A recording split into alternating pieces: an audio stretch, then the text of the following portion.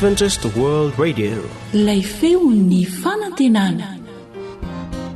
Izay manakoaniwa ny radio maneran-tany, ilay feon'ny fanantenana nitondra tokiazava. Tokony ho tany amin'ny 300 taona mahery lasa tany dia nisy sambo anankiray niainga avy any Angletera ho any Amerika. Teo amin'ny 50 teo eo nisan'ny olona rehetra tao amin'io sambo io. Anisan'izany nga misionera George Fox sy ny namany 12 lahy. Marobe tokoa ny jiolahy sambo tao amin'ity ranomasina Atlantika ity. Ka raha misy samanohatra azy ka resiny dia aringany avokoa. Indray andro ary dia tamina nanantona ny George Fox ny kapiteny sambo ary torakovitra tokoa ny laza taminy fa misy jiolahy sambo manenjika azy ireo. Tsy nakasarotra nefa nga George Fox raha namaly ny kapiteny sambo.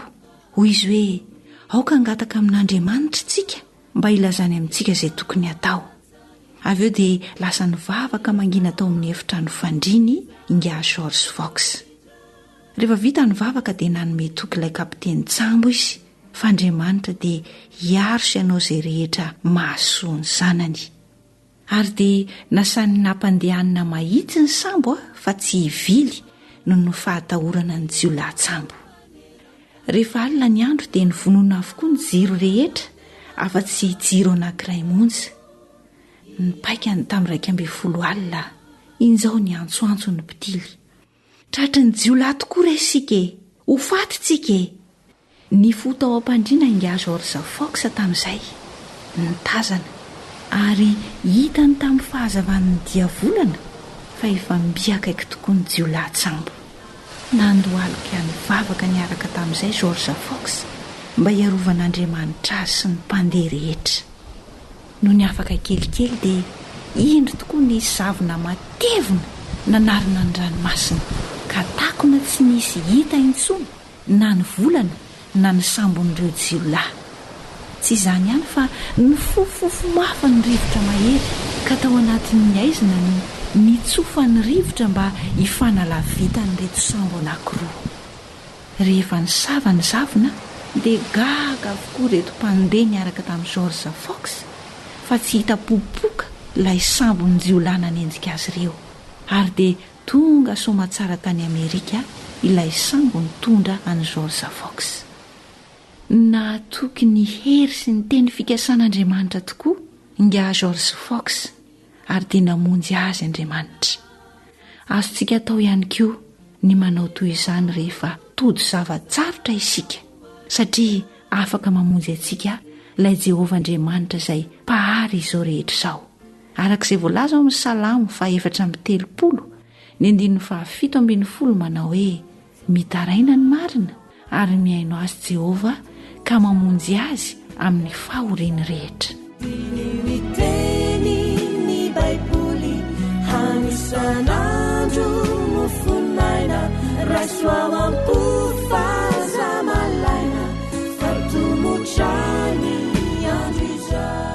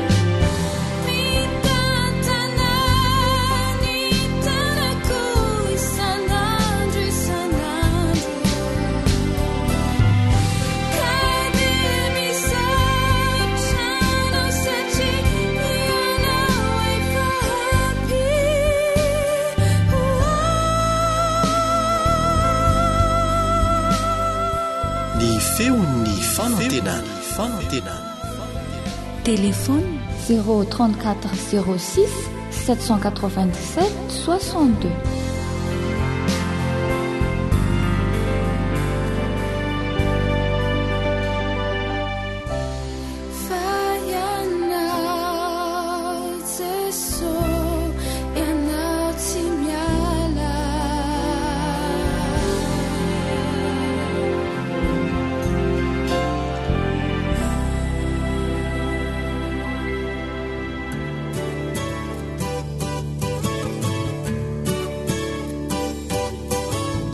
atolotry ny feomifanantenana ho anao tsara fantatra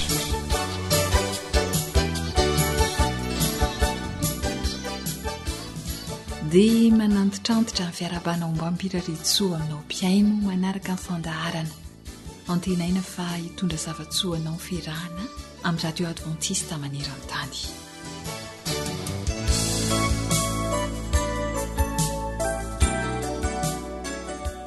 Tena mahagaga tokoa ny fiainan'ny kastor araka ny naharian'ilay Andriamanitra azy. Raha fitiana kely dia hoe mahavita manangana ny trano fonenany eny anivon-drano ny kastor ka mety hahatratratra any amin'ny 12 metatra ny savaivon'ilay trano amboariny ary 2 metatra sy 20 ny ahavony. Tsy izay ihany fa eo koa ny fefilo izay mety hahatratratra any amin'ny 100 metatra. Ka ny fomba namboarany azy dia ratsan-kazo mifampitsofotsofoka dia rakova mifotaka avy eo. Biby tena mazoto manorina tokoa ny kastor. Zany dia ifandovan'ireo taranaka rehetra eo amin'ny kastor. Reny ny manambara ny fahendren'Andriamanitra ary natao andraisantsika olombelona lesona. Dia ary ho fantarintsika hoe amin'ny alalan'ny inona no ahavitanin'ny kastor izany rehetra izany. Manana tsofa matanjaka ve izy sa mahay mampiasa famaky anapahan'ireo azo ampiasaina amin'ny fanorenana ataony.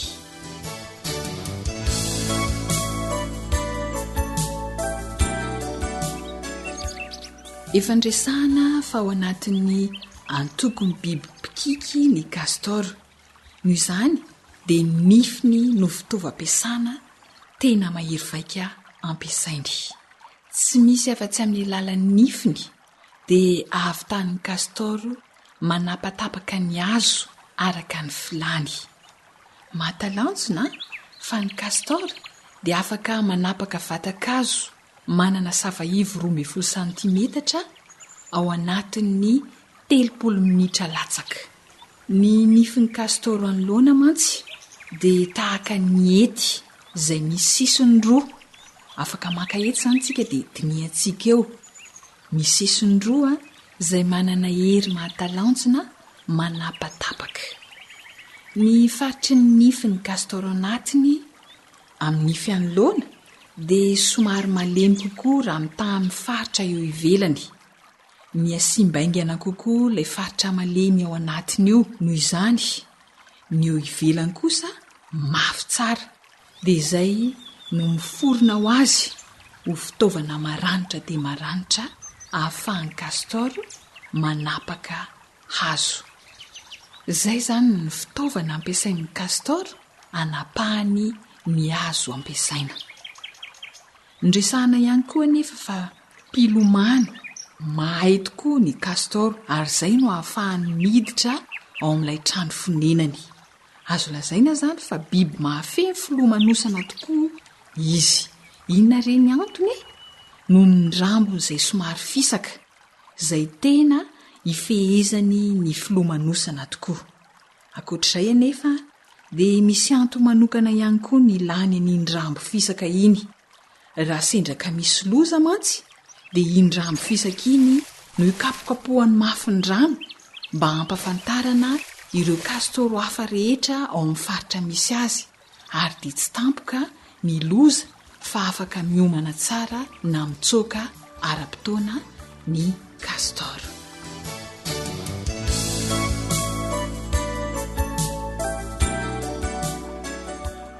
Ny firafitry ny lohan'ny castor dia mitovy firafitra amin'ny lohan'ny hippopotame ny voay.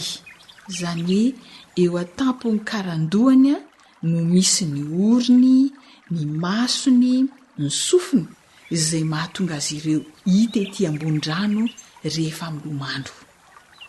Manana anjara asa lehibe avokoa ny fariparitra rehetra eo amin'ny castor. Tahaka antsika olombelona ihany zava-dehibe avokoa ny ratsambatana rehetra izay naharian'Andriamanitra antsika.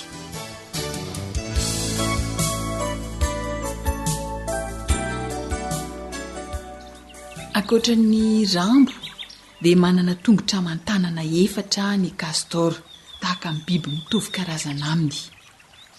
Ny tongony roa ao aoriana dia misy ireny ratsany mampikambana ny ratsana ireny. Misy nofo izany mampikambana azy tahaka ny an'ny gisa na ny an'ny gana. Fa ny roa eo aloha kosa dia tsy misy an'iny nofo mampikambana ny ratsana iny ka dia mahatonga ny castor afaka hampiasa ireo tongony roa na ataontsika ihany koa mety hoe tanana eo aloha ireo ho tahaka ny tanan'ny olombelona izay tena mailaka tokoa. Iny no hezonany hazo sy ny ratsakazo izay ho tapahany sy ampifampitsofoany. Iny ihany koa no anamboarany fotaka ho atao toeram-ponenana ary iny tanany eo anoloana iny koa no isakafoanany. Azonao sary an-tsaina amin'izany angamba ny endrika amam-bika ny ity biby castor ity tena mahatalanjona tokoa naharian'Andriamanitra azy. Biby tena manany maha izy azy araka ny namoronan'Andriamanitra azy.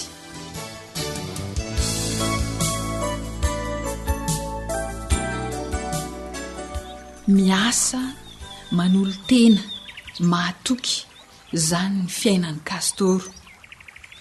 Raha izy ary biby manana izany fomba fiaina izany maika fa isika olombelona alaivo sary an-tsaina ny zavatra mety ho vitanao izay enao mihoatra lavitra no naharian'Andriamanitra ny castor araka ny voalazan'ny tenin'Andriamanitra dia afaka mianatra ny zavatra tsara avy amin'ireny biby ireny ny olombelona.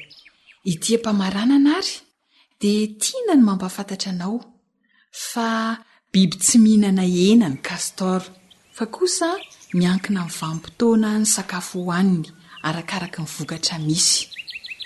Dia anjarantsika maka lesona tsara avy amin'ireny biby no harian'Andriamanitra ireny. Izay ny mahakasika ny castor. Dia misaotra anao niaraka trany amin'ny feonfanantenana. Zohanitra no nanolotra sy nanomana ny fandaharana tsara ho fantatra ho anao. Ry raha kosa ny teo amin'ny lafin'ny teknika. Mandrapitafa indray ary.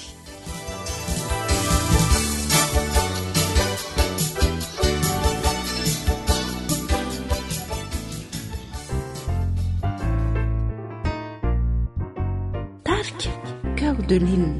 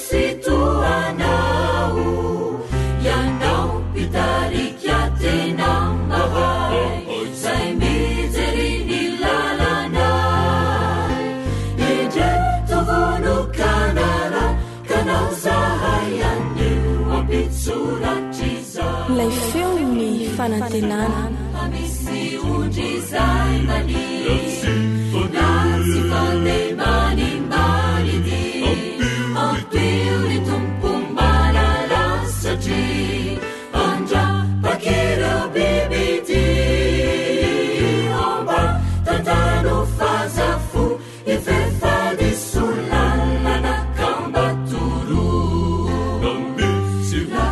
misy ondrizay manilasy fandemanimbalidy ampio ny tompo malala satria andrapakireo bibity omba tantano fazafo ifefady solalana kambatoro.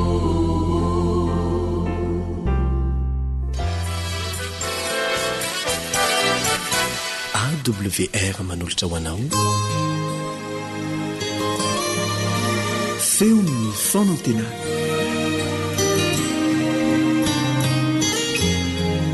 Tombosoa ahy miaraka amin'ny reto anio ary fampizara aminao loha hevitra iray tsy dia mahazatra loatra angamba dia ny hoe lehilahy mahery.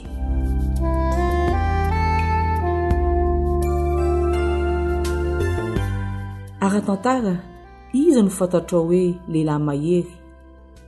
Raha tamin'ny andron'ny Grika aloha dia nalaza be Hercule no ireo asa 12 izay nataony ka tsy nisy navita izay vitany. Tateo rindrina indray tamin'ny andron'ny Anglisy dia nalaza be i Robin des Bois fa na dia nandroba ny mpanan-karena azy izy dia tsy nitazonina ho azy samirery ny fananana azony fa nozarainy tamin'ny mahantra sy ny malahelo.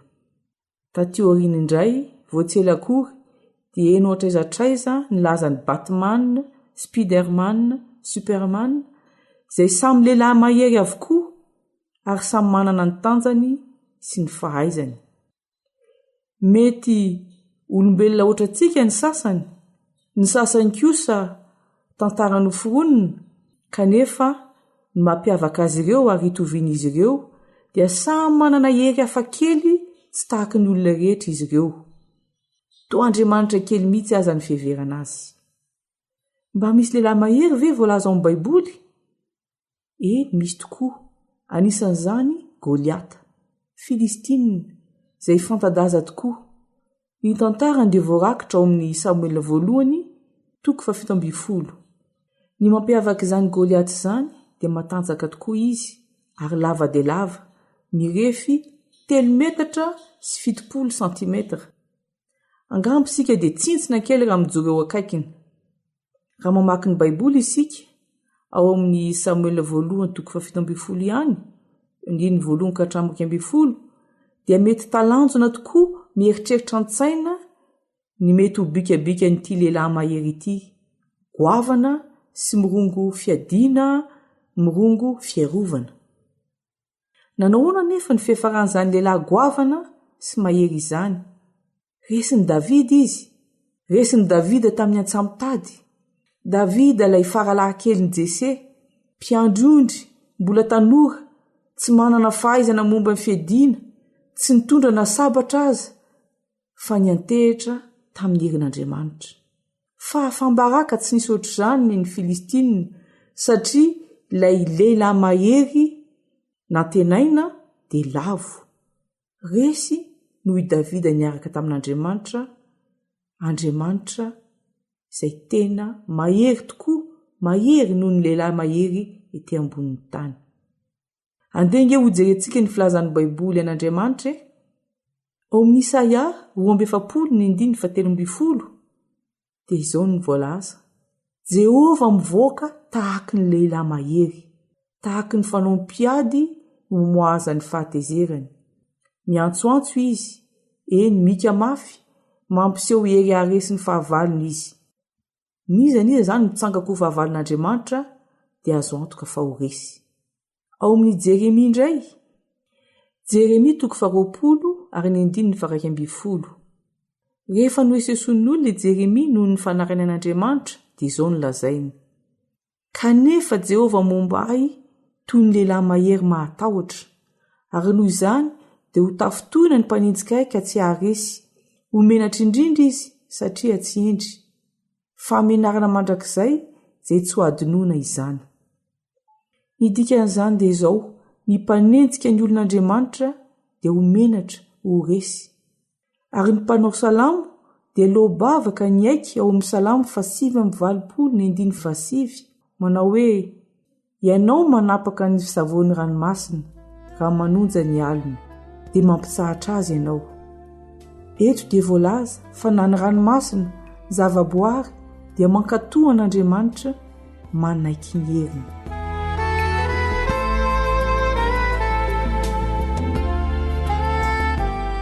Raha nilaza ny momba an'i Jesosy Isaia mpaminany dia izao ny voambara ao amin'ny Isaia 7:1. Fa zaza no teraka ho antsika, zazalahy no menantsika, ary ny fanapahana dia eo antsorony, ary ny anarany atao hoe Mahagaga, Mpanolontsaina, Andriamanitra mahery, Ray ny mandrakizay, Andreny fiadanana. Zava-dehibe tokoa ny fahafantarana ny herin'Andriamanitra ka hahatonga asianao atoky azy, iantehitra aminy, indrindra fa ho tonga ny fotoana izay sehon'ny heriny amin'ny fahafenoana. Andeha ho sokafantsika ny Baiboly ao amin'ny boky mpaminany Zefania. Zefania moa dia ho nelanelan'ny Abakoka sy Naoma no misy azy ao amin'ny testamenta taloha. Zefania 2:1-4. Efa nitombotra ny andron'i Jehova, eny efa nitombotra sady mihafaingana indrindra izany. Injay feon'ny andron'i Jehova, ny lehilahy mahery dia mitomany mafy any. Ny andron'i Jehova voalaza eto dia fotoana malina ny olona araka ny asany. Mampalely eto dia hitomany ny lehilahy mahery. No nitahotra nga? Amafisy ny apôstôly Jaona zany izay nanoratra ny bokin'ny Apokalipsy. Apokalipsy 9:5-17 izay manao hoe: ary ny mpanjakany tany sy ny lehibe sy ny mpifehy arivo sy ny mpanan-karena sy ny lehilahy mahery mba amin'ny andevo rehetra sy ny tsy andevo rehetra dia nihery tao amin'ny lavaka sy tao amin'ny vatolampy ny tendrombohitra. Ary hoy izy tamin'ny tendrombohitra sy ny vatolampy: menjera aminay ka feno izahay amin'ny tavan'ilay mipetraka ambony seza fiandrianana sy amin'ny fahatezerany zanak'ondry, fa tonga ny andro lehibe ny fahatezerany ireo ka iza ny mahajanona. Raha malala fa ny bokin'ny Apokalipsy dia mampiomana amin'ny zavatra-niseho aty amparany, amin'ny farany tantaran'izao tontolo izao zany. Eto dia voatanisa avokoa ny mpanjakany tany, ny mpanan-karena, ny lehilahy mahery sy ny sisa sy ny sisa. Matahotra ka miafina fa tonga ny andro fahatezeran'Andriamanitra. Moa atahotra toy ireo olo ireo izay miseho mahery tety ambony tany? Ve ianao sa kosa asa hiatrika izany andro izany? Ireo mpandresy satria natoky an'Andriamanitra ary tsy niantehatra tamin'ny heriny manokana fa niankina tanteraka tamin'ny herin'Andriamanitra dia hidera azy araka ny voalaza ao amin'ny Apokalipsy ihany 5:7-4. Ary mihira ny firahan'i Mosesy mpanompon'Andriamanitra sy ny firahan'ny zanak'ondry izy manao hoe: lehibe sy matalanjona ny asanao, Tompo ao Andriamanitra tsy toa, mahitsy sy marina lalanao ry mpanjaka mandrakizay. raha nyresaka lehilahy mahery isika teny am-pendohana, aleo Andriamanitra mahery no hamarana anazy. Tombotra ny andro iverenan'ilay Andriamanitra mahery andray ahy, andray anao. Mbola hovariana ety ve sa anaiky sy andray tanteraka ny fiainana? Atahoatra hiafina sy andositra ve sa atahoatra anaja sy hanome voninahitra azy? Mbola tsy tara, ekeo anio ilay Andriamanitra mahery. Hiara hivavaka isika.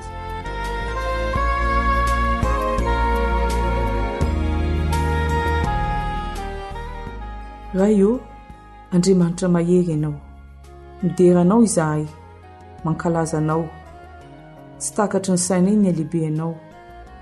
Mamelanay, dika dia matoky teny izahay, ampio izahay ho afaka mitoetra ratsinay, ary atoky sy antehitra tanteraka aminao, i Andriamanitra mahery. Ary amin'ny anaran'i Jesosy no angatahana izany. Amen.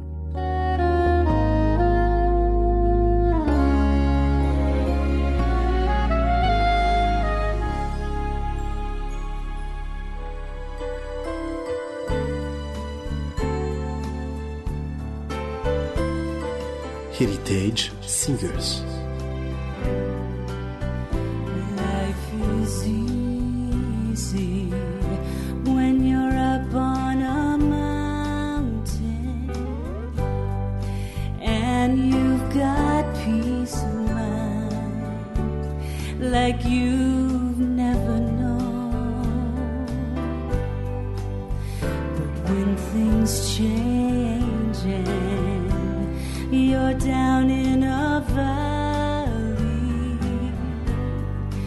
don't lose faith, for you're never alone. And the God of the mountain is still God in the valley. When things go wrong,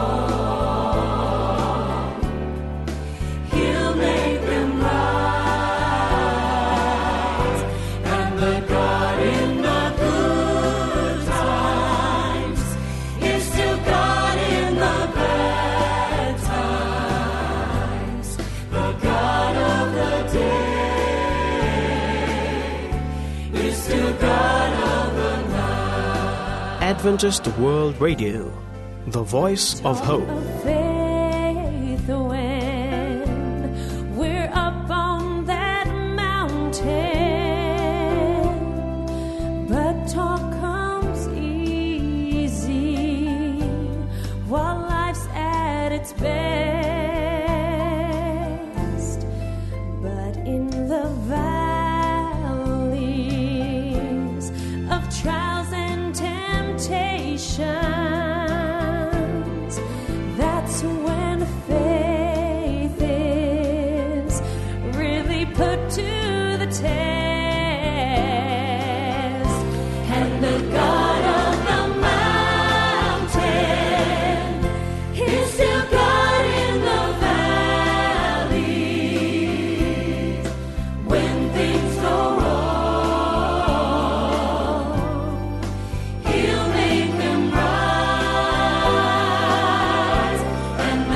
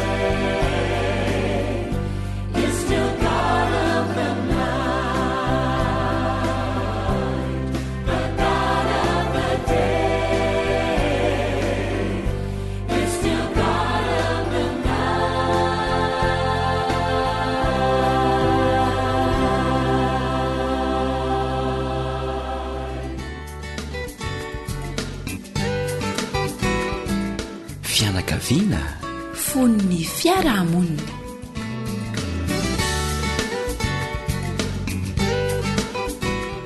miaraba ny fianakaviana rehetra ny namanao ilion ndre mitansoa miara-mianatra isika aoka ho ampatsahivina mandrakarivo zany tsy hoe zahay no mahay indrindra na ianao tsy mahina inona na inona fa miara-mianatra isika ny hevitra zay zaraina eto a dia tsy avy amin'ny fahaizana ny tovozonay na ny faripahaizanay na ny fanandramana ny ainana akory aza fa miara-mianatra isika.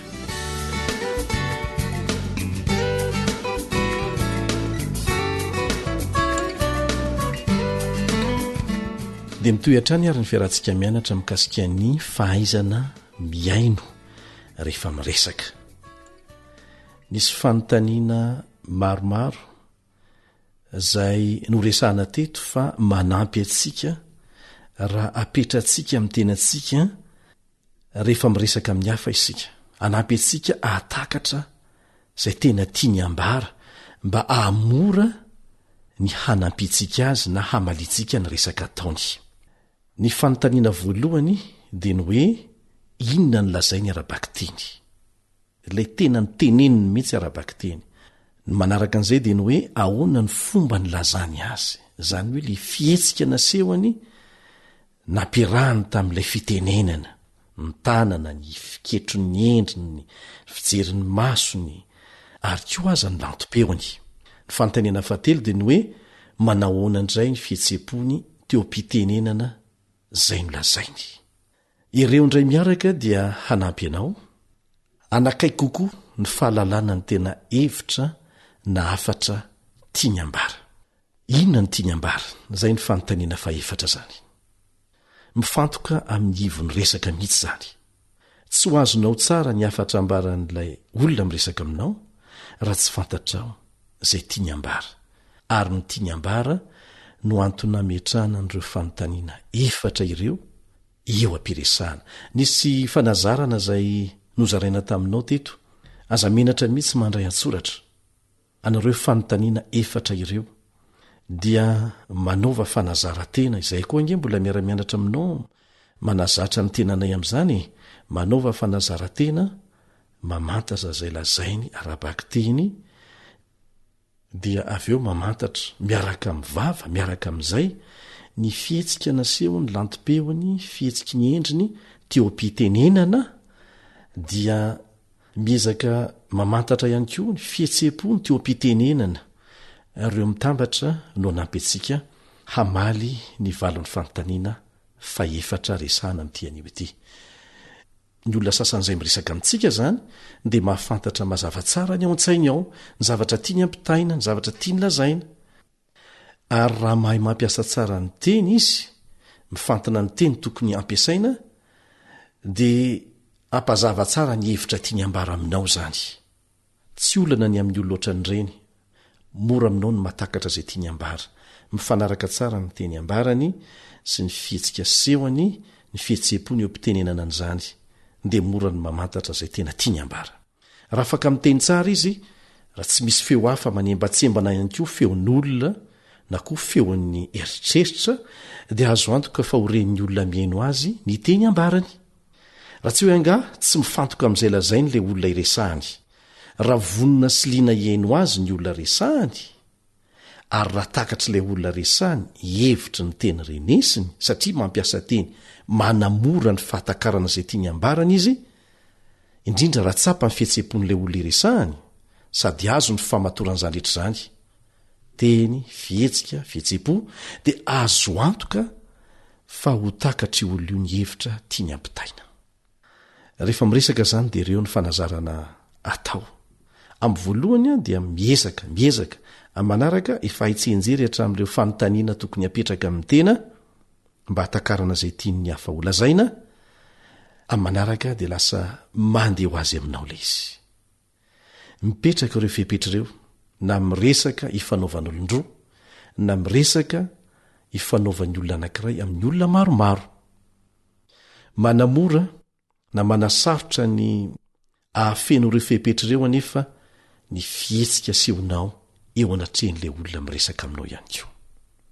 raha maneho fihetsika ianao ohatra mijery famataranandro lava na koa mijerijery olona manodidina anao fa tsy mifantoka amin'ny masonao dia atonga n'ilay olosadaikatra izany hanohy ny firesahana aminao ary mieritreritra hoe maika angambo ty olon'itya na koa fa tsy teresaka amiko tsony ty olon'ity. Ny fihetsika ao koa zany a dia manamora ny fahafahan'lay olona mizara tsara malalaka ny zavatra tiany ambara aminao.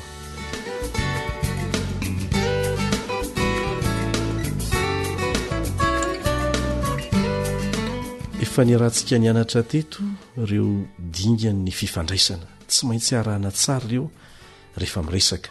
Raha tsy arahanao ny dingana anankiray dia mety ivilana na iovadika na very an-dalana ny hevitra ampitaina rehefa mampita hafatra. Sarotra koa ny mandray ilay hafatra.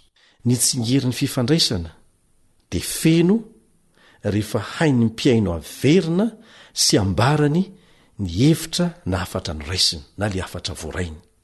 Ary no hamarin'ilay olona nampita hafatra fa tsy misy diso ny fandraisana ny hafatra nampitaina. Zany hoe voamarina fa ny hevitra nampitaina dia midika na mitovy hevitra amin'ny hevitra voaray. Zay vao azo antoka fa tafita ny hafatra. Fantatrao ve, azonao antoka ve ny tiany ambara aorianany fanamarinana ny valiteny omen'ny olona nampitana ny hafatra izany. Ny akamaroan'ny resaka tsy mifankahazo dia vokatry ny tsy fahafantaran'ny mpiaino na ny olo iresahana mazava tsara ny zavatra tiana ambara aminy. Mety manomboka miteny ny olona anankiray kanefa tsy fantany hoe aiza ny hafaran'ny resaka taony sy ny tanjona kendreny ary na io mpetenenana aza dia tsy saintsainy akoa izay tena tiany ambara. Angamba tsy nanana olona andresahana elaela fotsiny izy dia manaroatra miresaka zay rehetra tonga ao andony aloha rehefa tafahona amin'olona anankiray. Na ny mpiaino tena mahay miaino indrindra aza dia mety ho sahirana nakatra ny hevitra ireo teny mifangaro izay ampiasain'ny olona tahakan'izany. Ny fahasarotana anankiray hafa rehefa miresaka dia miseho rehefa misy fihetseham-po mavesatra ao am-pon'ilay olona miteny. Raha tezitra loatra izy na faly loatra na malahelo dia miteraka fahasarotana ho azy ny fomba moahany ny hevitra tiany ampitaina miaraka amin'izany fihetseham-po mavesatra izany. Zay no mahatonga n'ilay fomba fiteny hoe noho ny hafenondrano be loatra rehefa misy olona tratry ny fahoriana tsy voafehiny fampitana hafatra azo omena antsiny izy. Misy fitsipika tsotra zay nahitana fombiazana rehefa tezitra ianao na rehefa malahelo na rehefa nona be na tsy ampy torimaso na faly loatra na zay zavatra mitovitovy amin'izany dia aza malaky mamoaka hevitra indrindra na mamoaka fanapakevitra na mandray fanapakevitra fa mety ho diso daholo ny zavatra resahanao sy ny fanapakevitra raisinao anatin'izany fihetseham-po zany. Lasa tsy vitanao tsony manao resaka mirindra aza ary ny teny ataonao dia mandrehitra fihetseham-pon'ny olona zay resahanao fotsiny. Mety tsy voafehinao tsony aza ny resaka ataonao indrindra raha mandray fanapakevitra ianao. Ary ny loza dia ity rehefa latsaka ohatran'izay dia sahala amin'ny rano raraka ny teny avoaka sy ny fanapakevitra ny raisina.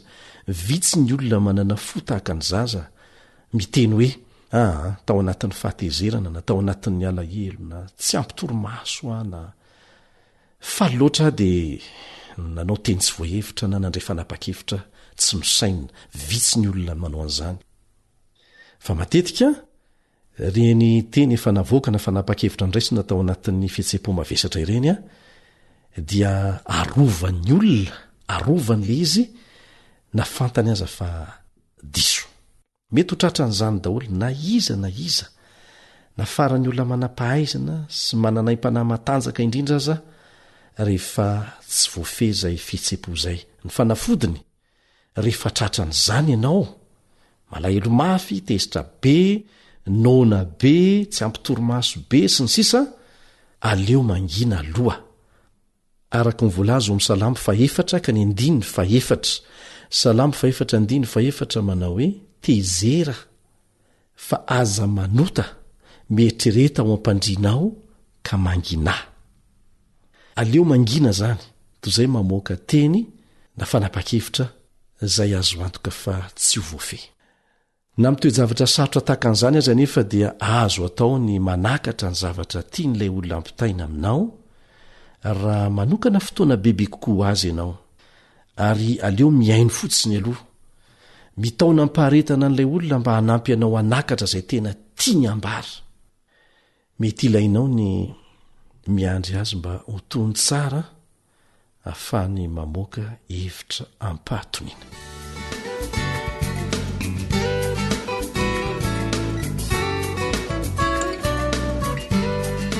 Farany zava-dehibe ny ametrahanao amin'ny tenanao ny fanontaniana hoe tena izany tokoa ve no tiany ambara, tena marina ve izany voalaza izany?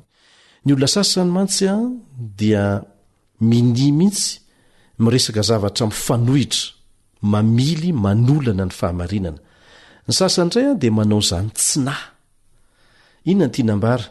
Ny olona tsy mahay mandainga dia mora fantatra, fa ny olona izay zatra mamitaka sy mandainga havanana mihitsy amin'ny fametsena ny hafa. Na dia ho anivony samy kristianina aza dia misy ireo olona manana fiainana anankiroa, double vie amin'ny teny frantsay. Ahoana ny fomba isehon'izany ho ianao? Miseho ho modely ny fahitsiana izy rehefa makany am-piangonana, sarotiny be, saingy ny fiainany andavanandro dia miaroaro faratsiana. Zay ilay hoe double vie, fiainana anankiroa. Tsy mifanaraka amin'izay lazainy mihitsy ny ataony. Anampy amin'ny fahafantarana ny marina ny fotoana amin'izay fotoana izay. Tsy tsara ny malaky mamoaka tsoakevitra rehefa sendra olona tahaka an'izany. Zava-dehibe ny mahafantatra fa ny tsy fifampatokisana dia pozina lehibe ho an'ny fifandraisana. Tena ampalahelo tokoa ny fiainanao raha ayahinao avokoa ny teny ateon'ny olona aminao.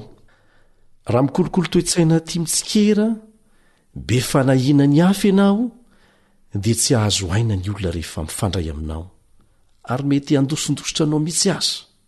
Etsekilan'izay koa nefa, raha matoky loatra ny olona rehetra ianao dia inono daholo izay rehetra lazainy, dia ho everiny olona ho mora fitahana sy tsy mandanjalanja ary tsy ampy fahendrena ianao. Ararotin'ny olona ianao ary ho faly amitaka anao ny olona tsy marina. Tokony ialana izany ro tendro anankiroa ireo.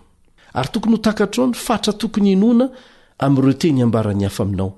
Mety ho diso mantsy ny fahalalana na ny vaovao voarain'ny olona anankiray izay zarainy aminao.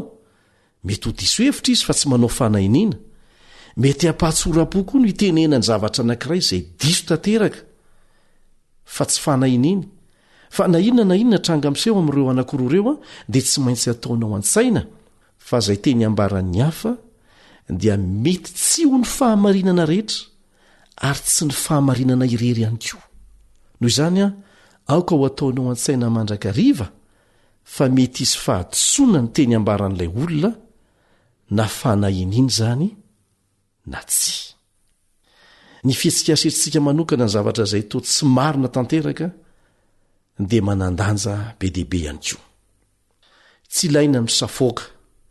Mety mahalala ny marina ianao mikasika ny zavatra resahan'ny olona dia misafoaka na mipanga ilay olona ho mpandainga, satria zaingy ny zavatra voarainy dia zarainy aminao. Tsara lavitra kokoa no maneho amin'ny alalan'ny fihetsika fa na dia tsy inonao na ekenao avokoa aza izay teny voambarany dia manajatrany ny fomba fijerin'ilay olona ianao, satria tsy maintsy hifanaraka amin'izay zavatra fantany sy inony anie ny fomba fijeriny raha hevitra ilay izy. Ary io no antony ray lehibe tsy tokony anehoana fihetsika masika amin'ireo tsy mitovy finoana aminao. Mety mpanompo sampy izy na tsy mitovy antokom-pivavahana aminao, satria miainga amin'izay ny nono sy ny taizana azy ny fomba fijeriny. Tsy azonao terena iova avetrany izany, ary tsy ny fanerenao azy iova amin'ny fihetsika na ny endrika masika asehonao na mety ny fitenenana asehonao no ampiova azy. Tsy izany mihitsy maika atonga azy hanohitra anao izany. ny olona anankiray dia mety mino tanteraka ny zavatra lazainy na dia tsy mifanaraka amin'ny tena zavatra marina sy zava-misy azy zany satria izay ny fantany ohatra mety hiteny toy izao ianao a amin'ny vehivavy anankiray izay tezitra no nytoy zavatra niatra tamin'ny janany tany an-tsekoly raha azoko tsara dia heverinao zany fa irakoto zany naka ny bokin-janakao na dia milaza azy izy fa tsy nanao an'izany na mety hiteny koa ianao hoe tena tezitra mafy ianao satria heverinao fa nalainy rakoto ny boky-ny zanakao kanefa avy eo mandangy izy dia milaza fa tsy naka an'izany mario tsara fa miraha milaza an'izany ianao dia sady tsy manaiky ny tsy manda zay milazainy ty lafi ny faharoaty fa izay fomba fiteny izay ty faharoaty dia maneo aminy fa azonao ny antony mahatezitra azy araka ny fomba fijeriny amin'ny ankapobeny zany dia tsy ilaina ny manitsy avy hatrany olona rehefa diso hevitra izy momba ny zavatra anankiray indrindra raha eo masony hafa rehefa manapotsitra fahadisoana iray ianao dia matetika miaro tena avy hatrany ny olona na manizingizina fa manana ny marina izy ianao ny diso na fantany aza fa diso izy zay le mahaolona ny olona noho izany a dia tsara kokoa ny mamerina fotsiny amin'izay zavatra nylazainy taminao toy izay a manohitra mivantana ilay fanambarana nataony ny toetsaina tia miady hevitra mifandahatra dia mamofetse-po tsy masina ary mazana dia tsy manova velivelo ny fomba fisainan'ny olona manana fahadisoana akory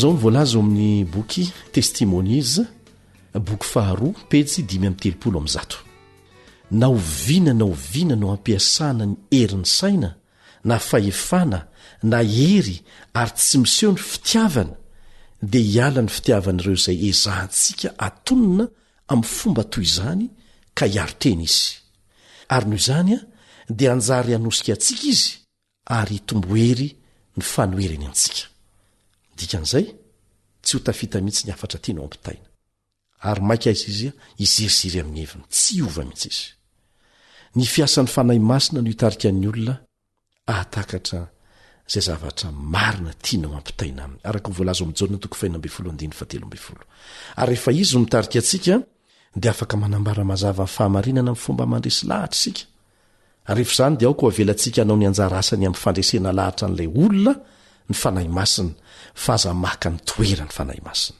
tsy miteraka fa tsy olana izany azontsika hianterana izy anampy antsika hamantatra ny fotoana mety hitenenana sy ny tsy tenenana ary hamantatra ny teny tsara indrindra tokony ho tenenina angatany ianao hamaky ny fanamarinana n'izany voalaza zany eo Matteo 10:7 sy ny 12 dia zao no voalaza ao amin'ny boky nosoratan'ny Ramatoa Ellen White ao amin'ny Gospel Workers pejy 7 na oviana dia tsy naneho ny fahamarinana tampasiahana Jesosy fa naneho mandrakariva fahalemem-panahy tamin'ny olona sarobidy teo imasony ny fanahy tsirairay efa lavalava izay resaka nataontsika izay a misy ho saintsaina sy andraisana fanapa-kevitra ho an'ny tsirairay ao anatin'ny fianakaviana fa dia manao mandra-piona vetivety indray ny namanao eleo andreny tansoa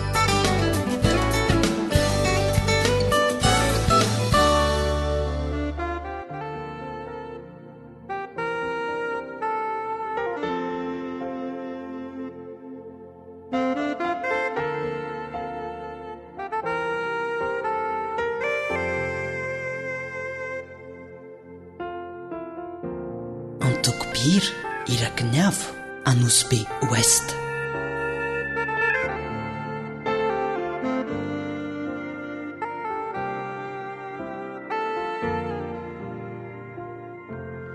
Raiko mamaliny fivavako indro ao mitalao bayantra zanany aoto alo nanalafitrannao atompo iverinamina afauty zanaka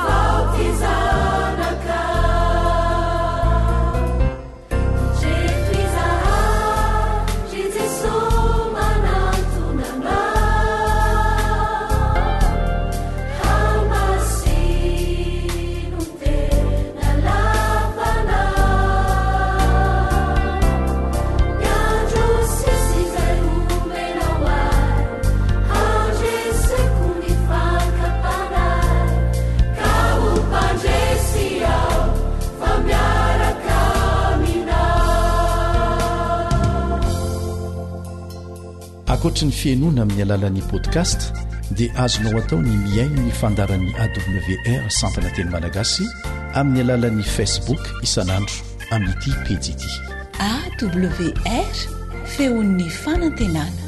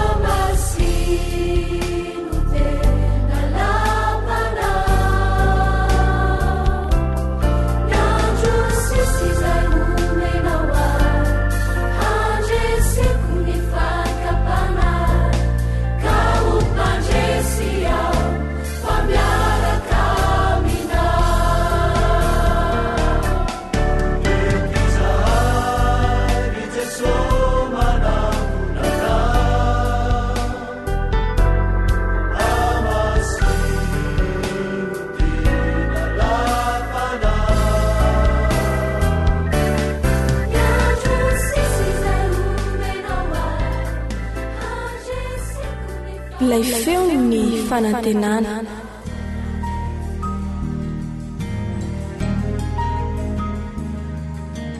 Faniteninao no fahamarinana. Taridalana manokana fianarana baiboly avoaka ny Fiangonana Adventista maneran-tany. Iarahanao amin'ny feon'ny fanantenana sy ny departementan'ny sekoly sabata.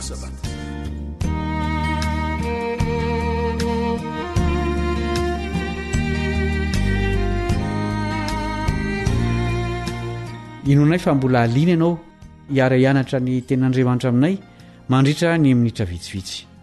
Ho faranantsika anio ny amin'ny loahevitra mahakasika ny fanabeazana kristianina ao amin'ny haikanto sy ny siansa.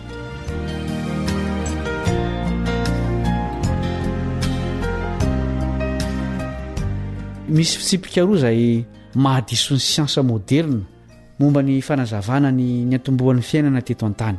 Voalohany, tsy maintsy eo amin'ny natiora ihany ny siansa no mitady valiny rehefa mandalina momba ny zavaboary.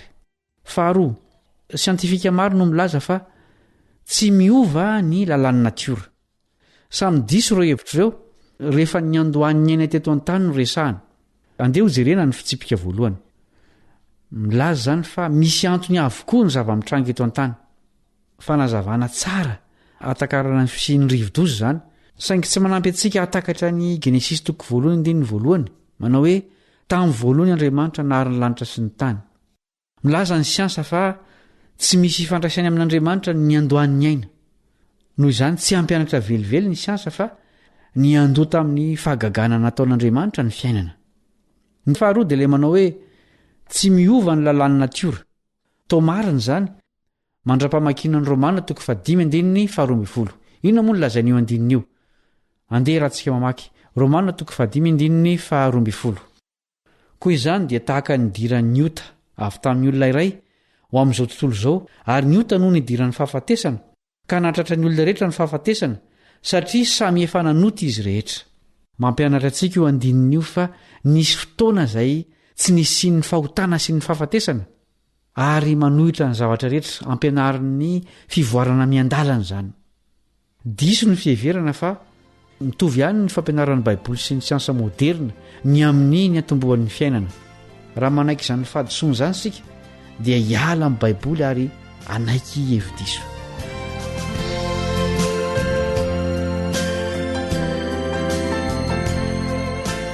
Reto misy hevitra asongadina sy ho saintsainina sady ho famitinana ny fianarantsika. Ny resaka ny amin'ny ahatsarantare isika. Tsy eo amin'ny olona ny resahana eto fa eo amin'ny zavatra rehetra eto an-tany. Misy fahamaritana ve ny hoe ahatsarantare? Tsy misy fa izay zavatra rehetra ny foronon'Andriamanitra dia tsara avokoa. milazan'izany ny genesisy toko voalohany andininy faraika amin'ny telopolo. Jereo ny zava-boary manodidina anao dia hita atsaran-tare ianao ary voasarika ho any amin'ilay namorona azy ireny. Nanahoana re raha tonga teto tany Jesosy? Amin'ny maha siantifika tsongoim-bolo azy na mpitendry zava-maneno kalaza? Tsia, mpandrafitra tsotra na azy fiofanana izy. Jesosy no namorona ny zavatra rehetra tany am-piandohana. Nefa rehefa tonga tety izy dia nianatra nampiasa fitaovana sy ny hazo. Nanao ny asa ny amin'ny mampianatra mpakato azy izy. Tena fampahirizana lehibe ho an'ny mpianatra sy ny mpiasa tsotra izany. Tsy antsoin'Andriamanitra ho mpanabe ao amin'ny toeram-pianarana avokoa tsy akory ny kristianina rehetra. Betsaka no antsoina izaran'i Jesosy amin'ny hafa amin'ny fiainany sy ny fitondran-tenany andavanandro. Noho izany, amin'ny mampianatra Jesosy ny kristianina sady mpanabe ny olona dia tokony hanana toe-panahy ambony izy eo amin'ny asany sy ny fitondran-tenany andavanandro. Andeho faranana mivavaka izao fiarah-mianatra izao.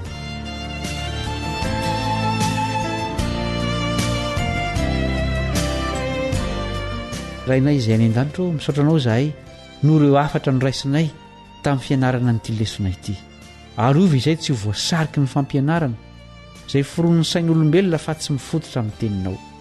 Fo azo ny vaokanao maneran-tany ho mpianatra mahatoky ianao ary ho mpanabe mahomby any amin'ireny toeram-pampianarana samihafa ireny sy amin'ny fitondran-tena modely eo amin'ny manodidina.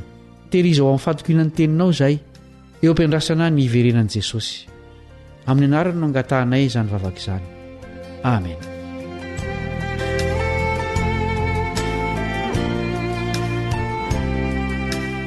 Dia mametraka ny mandra-pitafa ho amin'ny fiarah-mianatra lesona hafa indray ny namanao Kalebo Andretsikivy.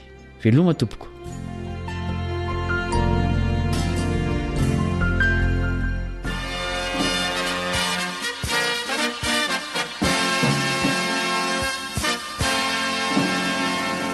Adventist World Radio, The Voice of Hope. Tapitra treto ny fiarahanao tamin'ny radio feon'ny fanantenana na ny AWR. Azonao atao ny mamerina miaino na maka mahimaimpona ny fandaharana narahanao teo amin'ny fotoana rehetra ilanao azy. Raisoaryn'ny adresy ahafahanao manao izany. www.awr.org. Mandrapitafa indray ary.